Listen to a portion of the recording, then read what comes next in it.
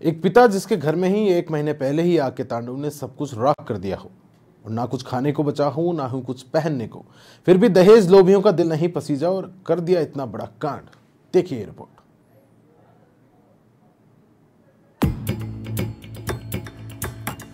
भरतपुर के भूसावर थाना क्षेत्र के रणधीरगढ़ में 20 मई की शाम तब तक सब कुछ सही चल रहा था।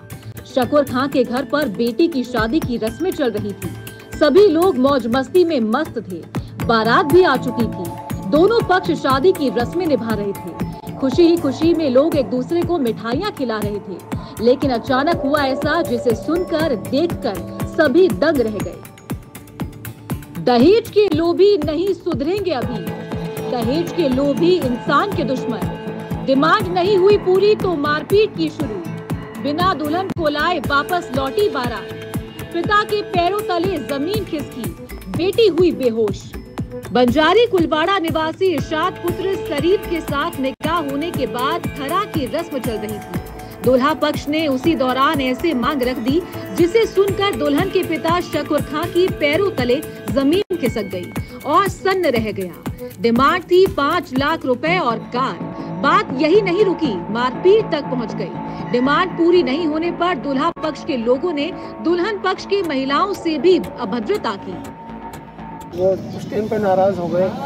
जब हम खड़ा देने लगे तो उसमें ये लोग 5 लाख रुपए की डिमांड करने लगे और एक गाड़ी की। तो मैं बहुत गरीब हूँ साहब, मेरे 1 महीने पहले ही तो आग लगी। मैंने थाने में भी रिपोर्ट दर्ज करा रखी है, तो उसकी वजह से साहब घर में शोर शराबा होने लगा। चीख पुकार की आवाजें आने लगी। आसपास के लोग भी सुनकर अचंभित हो गए, लेकिन दहेज लोभियों का दिल नहीं पसीजा। जो भी सामने आया उसी से मारपीट करना शुरू कर दिया। मौका पाकर दुल्हन पक्ष के लोगों ने इसकी सूचना पुलिस को दी। मौके पर पहुंची पुलिस उससे पहले ही बिना दुल्हन के ही दुल्हा वहां से फरार हो गया।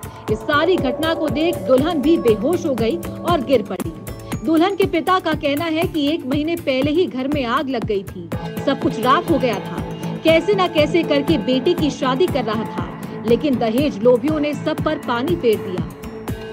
उन्होंने मारा पीटी चालू कर दी। उनके साथ में 2-3 आदमी आए थे, पता नहीं कौन से, और इनके सारे रिश्तेदार और हमारी औरतों की भी छीना झपटी करी इन लोगों ने, और मेरे बच्चे के मारा पीटी करी।